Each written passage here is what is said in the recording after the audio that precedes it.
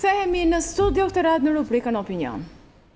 Ne do të flasim, kemi 4 të ftuar sot në rubrikën Opinion, do të flasim për një temë që është shumë në modë flasësh sot, që është drejtësia.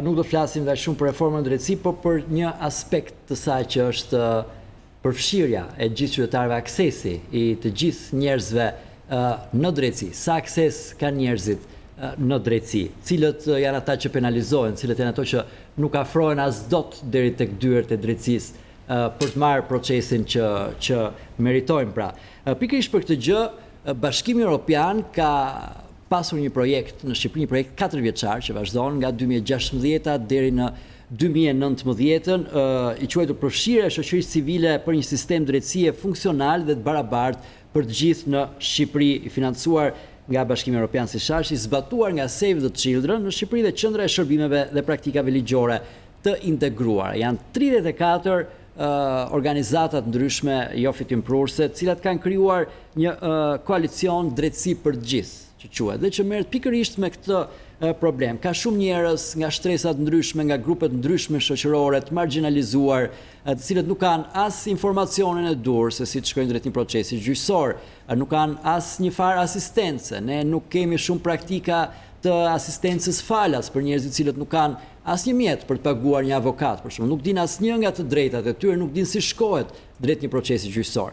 Kjo e thënë me fjalë shumë thjeshta, situatën në të cilën ndodhin, pastaj natyrisht unë kam këtu shumë zëna dhe shumë terma, sepse të gjithë kanë punuar për një kohë të gjatë edhe kanë nxjerr studime dhe statistika, po thelbi besoj që kuptohet nga çdo teleshikues që na ndjek. Me ne është Entila Zyka, është avokate, mirë se keni ardhur, nga Fondacioni Shqiptar për Drejtat e Personave me Aftësi të Kufizuar. Merita Lala është menaxher programesh, vjen nga Fondacioni Zgjidhja e Konflikteve dhe Pajtimi i Mosmarrëveshjeve. Zoti Milaim Demnushaj është koordinator jurist nga organizata të ndryshëm dhe të barabartë, dhe Blerta Brovina është drejtore ekzekutive Rrjeti për Demokraci i Grave. Gjithë jeni antar tashmë të koalicionit Drejtësi për të gjithë, që merret pikërisht me këtë çështje. Ju faleminderit që keni ardhur dhe jeni me ne. Faleminderit dhe mirë se erdhët. Atëherë zonja Zyka, do dorim ta nisim pikërisht me ju këtë intervistë sa i përket personave me aftësi të kufizuara. Kush janë disa nga sfidat që hasen këta persona? Faleminderit. Të flasësh për kategorinë aftësisë kufizuar, sigurisht ka vështirësinë e saj, jo vetëm në terma ligjor, por në mënyrë të veçantë praktik. Personat me aftësi të kufizuar ndeshin një sër vështirësish në ushtrimin e drejtave të tyre ligjore, në mënyrë të veçantë, jo vetëm si palë në proces, por edhe duke filluar që në ofrimin e shërbimeve administrative pranë institucionet drejtësisë.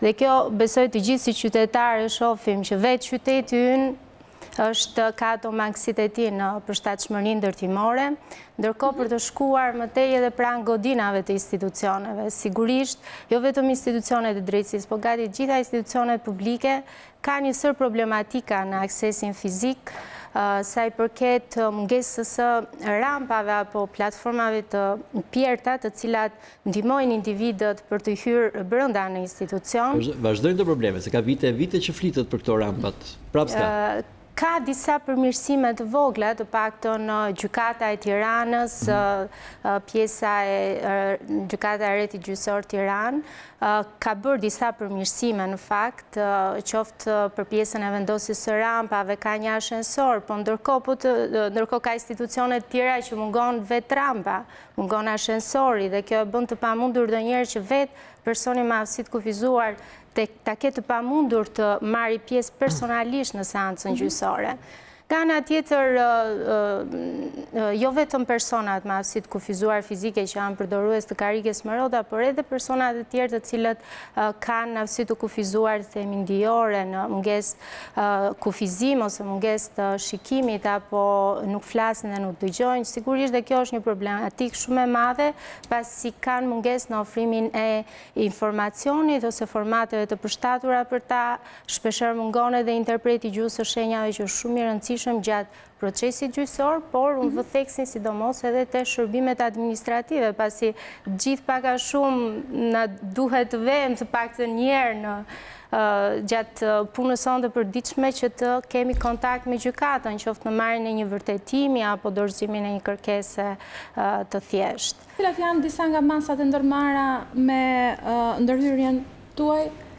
Falë mbështetjes së Bashkimit Evropian nëpërmjet Save the Children, ne mundëm të bëhemi pjesë e një projekti të rëndësishëm dhe të zbatojmë atë për një periudhë gati 18 mujore. Arritëm të ngrejmë kapacitetet e përfaqësuesve të institucioneve të drejtësisë, gati rreth 70 përfaqësues në 5 rajone të targetuara, përveç se Tiranës, ne kemi punuar edhe me qytetin e Durrësit, me Lezhën, me Matin dhe Gjirokastrën. Kemi patur një bashkëpunim shumë të mirë, jo vetëm në termat të ngritjes kapaciteteve, ofrimin e informacionit për problematikat, por edhe standardet gjithashtu që ofrojnë një sër dokumentash ndërkombëtar si Konventa AKB-s për drejtat e personave me aftësi të kufizuar, praktika e gjykatës së Strasburgut ose gjykata europiane e drejtave të njeriut, dhe fal këtij bashkëpunimi realisht arritëm disa rezultate të vogla, por që kanë dhe ato signifikancën e tyre. Vetë gjykata e Rrjeti gjyqësor Gjirokastër, fal gjithë bashkëpunimeve që patëm me ta, iniciuan dhe më pas bën investimi përkatës për platformën e Pierrët në hyrje të institucioni, dhe fatmirësisht kjo është një godinë që është e ndërlidhur dhe me gjykatën administrative në Gjirokastër dhe gjithashtu godinën e prokurorisë, kështu që ndihmon një numër të konsiderueshëm personash. Ndërkohë dhe gjykata e Lezhës, për të falënderuar të dy kryetarët e gjykatave, pasi kemi patur një bashkëpunim shumë të mirë edhe ndihmes prej tyre. Gjykata e Lezhës gjithashtu ndërmori një iniciativë për ta përshtatur akoma më tepër hyrjen e institucionit në mënyrë që të bëhej aksesueshme nga personat me aftësi të kufizuar dhe salla e gjykimit në katet e para. Shkojmë tek zona Merita Lala nga Fondacioni Zgjidhja e Konflikteve dhe Pajtimi i Mosmarrëveshjeve për një tjetër çështje, për një tjetër tematik, si çështja e masave alternative. Ju jeni fokusuar sidomos tek dënimet e të miturve, të cilat fare mirë mund të shkojnë në masa alternative, por jo gjithmonë kjo nuk ndodh tani. Pse? Kemi ne masa alternative, janë zbatueshme ato? Masat alternative do të bëjmë dallimin midis masave alternative dhe masave të dënimit. Pasi masat e dënimit, një mitur e merr dënimin përmes një procesi gjyqësor dhe quhet tashmë i dënuar, po e vuan dënimin në shërbimin e provës. Po masat alternative, njërisi, domethënë një përmirësim shumë pozitiv për Shqipërinë është miratimi i kodit të drejtësisë penale për të miturit, i cili ka hyrë në fuqi në janar të 2018 dhe kodi u jep përparësi zbatimit të masave alternative të dënimit. Parashikon shmangjen nga procedimi penal dhe mundësinë e dhënies së një mase alternative për të miturit. Pra ai nuk hyn në atë procesin e gjatë gjyqësor, po jepet një mundësi që ta zgjidhë përmes një mase alternative. Dhe një nga masat alternative që ka parashikuar kodi është edhe drejtësia restauruese dhe ndërmjetësimit, në referimin në programet të drejtësisë restauruese dhe të ndërmjetësimit, që është diçka e re për shoqërinë shqiptare. Dhe ne edhe në zbatim të kodit kemi në kuadër të projektit na u dha mundësia që të promovojmë çfarë është kjo formë alternative e zgjidhjes konflikteve përmes ndërmjetësimit, përmes praktikave të drejtësisë restauruese. Çfarë do thotë kjo drejtësia restauruese? Termi restaurim do të thotë riparim, siç përdoret edhe në ndërtim, do të thonë riparimi diçkaje, ndoshta jo riparimi një godine, por riparimi një marrëdhënie të dëmtuar. Korrigjimi i pasojave që kanë ardhur nga kryerja e një vepre penale, pra është një proces ku pala e akuzuar, ose autori i veprës penale, viktima e veprës penale, por dhe persona të tjerë që mund të jenë prekur nga kryerja e kësaj vepre penale, përmes një procesi dialogu, komunikimi dhe mendimin e një pale të tretë të paanshme që është ndërmjetësi, punojmë për të zgjidhur pra këto pasoja që kanë ardhur nga kryerja e një vepre penale. Dhe kodi i drejtësisë penale për të miturit pra i krijon mundësi të miturve tani që mund të përfitojnë nga shërbimi i ndërmjetësimit dhe të referohen në programe të drejtësisë restauruese. Dhe ky ka qenë edhe synimi i programit që kemi zbatuar ne gjatë projektit që u mbështet nga projekti i skemës së subgranteve. Por një sfidë që hasëm ne gjatë pse ndërmorëm në këtë projekt, sepse vërtet kodi tashmë e kemi legjislacionin, e kemi një bazë ligjore, por ama mbetet zbatimi në praktik, sa do zbatohet në praktik, sa do referohen raste në shërbimin e ndërmjetësimit, si të arrisim ne atë ndërgjegjësimin e aktorëve institucional që të bashkëpunojnë me shërbimin e ndërmjetësimit për të referuar raste në shërbimin e ndërmjetësimit. Në kuadër të projektit janë bërë shumë aktivitete, tryeza informuese me aktorë të sistemit të drejtësisë, aktorë lokal të sistemit të drejtësisë.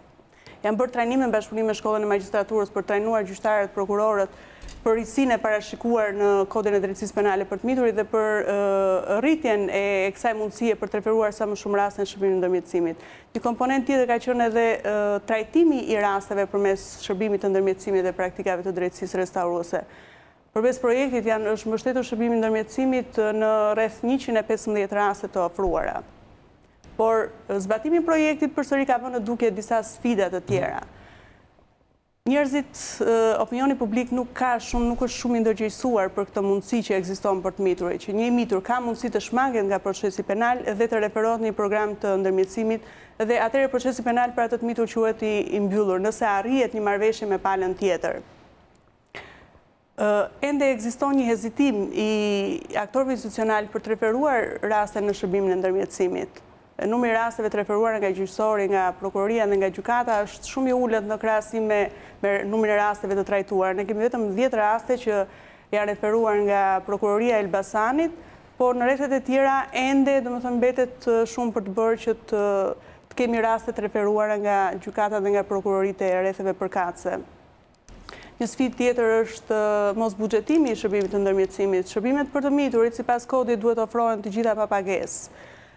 Dhe ndërkohë duhet buxhetohen, po ndërkohë shërbimi i ndërmjetësimit nuk është i përfshirë në buxhetet e institucioneve të drejtësisë. Prandaj duhet punuar ndoshta më shumë edhe me aktorët e sistemit të drejtësisë për ta përfshirë edhe shërbimin e ndërmjetësimit në shërbimet e tjera që ofrohen për të miturit pa pagesë. Diçka tjetër që do të shtoja është edhe rritja e profesionalizmit të ndërmjetësve, pasi një ndërmjetës që punon me të miturit duhet të ketë ca aftësi më të specializuara që të punojë me të miturit. Me këto janë disa nga sfidat që ne kemi hasur. Ne kemi vite që punojmë në fushën e promovimit të drejtësisë restauruese dhe ndërmjetësimit me mbështetjen edhe të Save the Children dhe aktorëve të tjerë.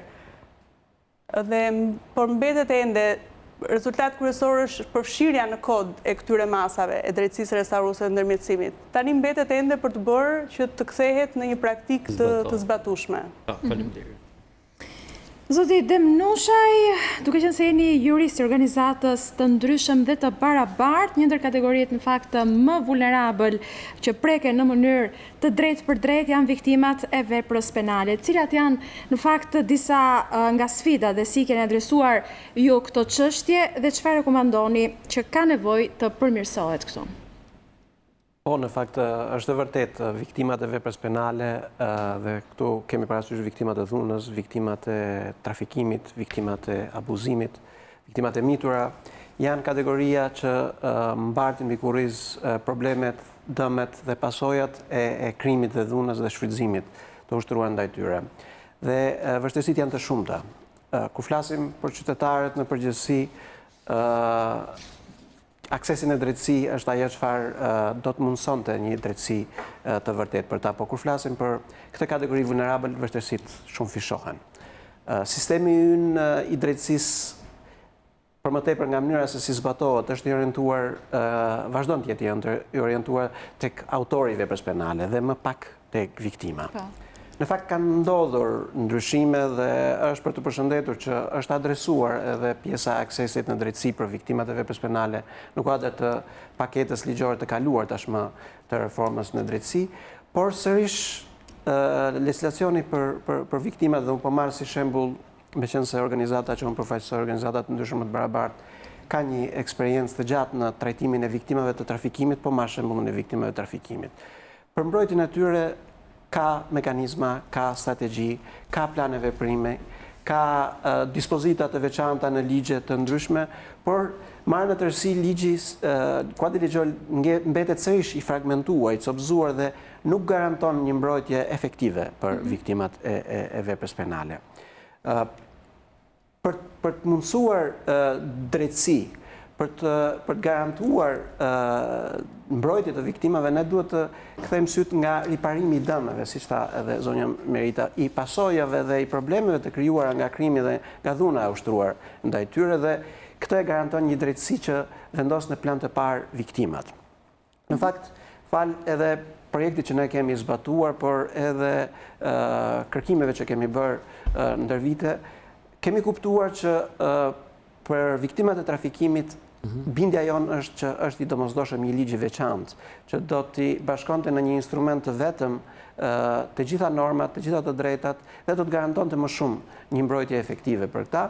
Dhe është, në fakt, gjatë projektit që kemi zbatuar, një ndër objektivat e projektit ka qenë edhe lobimi për hartimin e një ligji të veçantë për mbrojtjen e viktimave të trafikimit, dhe falet e bashkëpunimit të mirë që ekziston tashmë edhe me institucionet, në veçanti me zyrën e koordinatorit kombëtar për luftën kundër trafikimit të qenieve njerëzore, është përfshirë në planin e veprimit 2018-2020 një mas për ngritjen e një grupi ad hoc për një vlerësim të thelluar të nevojës për hartimin e një ligji të veçantë për mbrojtjen e... Cilat janë avantazhet?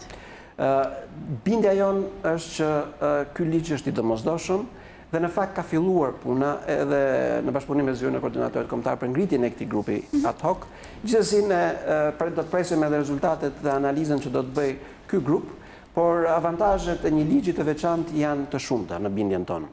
E para i mbledh bashkë gjithë dispozitat në një instrument të vetëm që është më lehtësisht i kuptueshëm dhe i zbatueshëm edhe nga institucionet. Do të krijonte struktura të posaçme që është, le të themi, kjo dhe një kërkesë dhe referencë e akteve ndërkombëtare në cilat ne tashmë kemi ratifikuar, dhe këtu veçoj Konventin e Këshillit të Evropës për luftën kundër trafikimit të qenieve njerëzore. Një ligj i veçantë do të cilte në vëmendje viktimat dhe do të siguronte një qasje pro mbrojtjes së viktimave. Do të rregullonte disa mangësi që vazhdojnë të jenë problematike, siç është pjesa e kompensimit të viktimave të trafikimit, duke ngritur dhe aktivizuar, pse jo, edhe mekanizma shtetëror për mbrojtjen e viktimave. Ky ligj do të zgjidhte edhe çështjen e statusit të viktimave. Në fakt ka një procedurë, procedura standarde të veprimit, ku parashikohet identifikimi dhe dhënia e statusit të viktimave, por mungon sërish procedura ankimimit, kur nuk I jepet statusi një viktime trafikimi, dhe ky ligj do të garantonte edhe këtë mekanizëm, duke garantuar kështu një mbrojtje më të mirë për viktimat në përgjithësi. Masat e tjera për viktimat në tërësi mund të ishin, dhe është ajo çfarë bën shoqëria civile për ditë në fakt, një ndërgjegjësim më I mirë për pasojat, për problemet e fenomenit, fuqizimi ekonomik I tyre do të siguronte, le të themi, integrimin e tyre në shoqëri, dhe sigurisht edhe edukimi ligjor I tyre do të I pajiste ata me një instrument, me informacion, për të qenë vetë më aktiv në mbrojtjen e të drejtave. E qartë, zonja Blerta Brovina, Rrjeti për Demokraci I grave, po do të pyesit tash në emër të gjithë koalicionit të drejtësi për gjithë, për një çështje që është në fakt një nga shtyllat e strategjisë për reformën drejtësi. Kur u hartua strategjia e reformës drejtësi, shtylla 7 ka qenë edukimi ligjor I publikut. Sa është arritur kjo, qytetarët sipas strategjisë do duhet ishin pjesëmarrës aktiv edhe në krijimin e institucioneve të reja për drejtësi. Kam përshtypjen që si gjithë ne, gjithë u fullëm në një vorbull nga to me 3 shkronja KLG, KLP, spak që akoma jemi duke I deshifruar kur I themi se çfarë vjen nga mbrapa. Megjithatë, kjo është një pjesë shumë e rëndësishme. Ku jemi me këtë, çfarë mund bëhet qoftë në të ardhmen paktën? Faleminderit zoti Baruca. Në fakt ju në nisjen e fjalës tuaj ju ndalet në pikërisht në ato probleme në të cilat strategjia e edukimit ligjor të publikut ka trajtuar. Ne si koalicion jemi një rrjet organizatash jo qeveritare, 34 organizata të cilat punojnë së bashku për çështje të drejtësisë, për një drejtësi më transparente, më profesionale, më të përgjegjshme, dhe punojmë në disa dimensione dhe një prej tyre është edhe aksesi në drejtësi dhe edukimi ligjor I shtetasve. Jo më larg se muajin e kaluar, ne kemi të miratuar tashmë në Shqipëri strategjinë e edukimit ligjor të shtetasve, dhe për këtë strategji koalicioni Drejtësi për të gjithë ka dhënë një ndihmes, ka bërë një punë të jashtëzakonshme në bashkëpunim edhe me strukturat dhe institucionet shtetërore, Dhe sot ndihemi mirë që një nga produktet e mira të punës sonë është miratuar në kuvend dhe kjo strategji do t'i hapi rrugë një procesi të gjatë që do të ndodhë në Shqipëri për edukimin ligjor të qytetarëve shqiptarë. Sa e zbatueshme është kjo strategji? Ne kemi strategji për çdo lloj gjëje në këtë Në fakt, strategjia ka komponent të caktuar për gjithë problematikat, pra është bërë një punë kolosale në evidentimin dhe në dhe në mënyrën dhe në planin e veprimit se si do të funksionoj dhe në afatet kohor. Por shumë e rëndësishme që të kuptohet që për herë të parë ne në Shqipëri do të kemi një strategji për edukimin ligjor të shtetasve, një instrument totalisht shtetëror të miratuar dhe të dakordsuar nga të gjithë aktorët. Shoqëria civile do të vazhdojë të japë rolin e vet. Që do të ndodhi ku? Ku do të ndodhi? Në gjithë Shqipërinë, në gjithë vendin, po, kryesisht edhe në arsim, një nga mekanizmat dhe një nga struktura do tjetë edhe përmes edukimit në kurikulat shkollore, dhe kjo strategji në muajt dhe që vijojnë do tjetë edhe me evidente pasi edhe plani veprimit edhe gjithë institucionet dhe strukturat përgjegjëse do të fillojnë konkretisht zbatimin e saj. Ne si koalicion kemi bërë një punë voluminoze në draftimi dhe përgatitjen e këtij dokumenti strategjik në bashkëpunim me institucionet shtetërore dhe ndërkohë koalicioni do të vijojë të japë ndihmën e vet pranë gjithë organizatave që janë të përfshira në të për gjithë grupet, sidomos për grupet e dizavantazhuara, sepse ato janë grupet të cilat kanë nevojë më shumë se të tjerat për informim, edukim ligjor, për ndërgjegjësim. Atyre do të shkohet aty ku janë, përmes organizatave të tyre. Organizatat sot punojnë në gjithë Shqipërinë, pra pothuajse në gjithë kemi një mbulim kombëtar dhe do të vijohet, punohet në gjitha ato drejtime që më parë janë vlerësuar si imediate. Pa kemi fjalën për grupe si gratë, fëmijët, viktimat e trafikimit, popullsia rome, LGBT e të tjerë. Po, koalicioni punon për të gjithë këtë dimension që ju përshkruat. Dhe edukimi si do të shkojë? Do të shkojë drejt atyre, aty ku ata janë, që të mësojnë çdo gjë. Po kuptohet, do të jetë përmes programeve specifike, përmes evidentimit të nevojave ku janë më të mëdha. Duhet ta theksoj që organizatat edhe aktualisht janë duke zbatuar iniciativa dhe duke punuar edhe vullnetarisht për nisma të tilla. Por duke qenë se strategjia e edukimit ligjor të shtetasve do të jetë tashmë dhe më institucionale, aty rolin primar do ta kenë institucionet shtetërore dhe shoqëria civile do të jetë një partner me institucionet shtetërore për zbatimin e suksesshëm të asaj strategjie. Nxitës. Shpresoj. Pa diskutim. Ne ju falenderojmë që ishit në studio. Faleminderit të gjithëve që ishit këtu me ne sot dhe suksese, duke qenë se puna është në vazhdim e sipër. Faleminderit juve. Faleminderit juve. Do të shkëputim tani për një hapësirë publicitare. Janë Sport News me NGB bën shikim të këndshëm.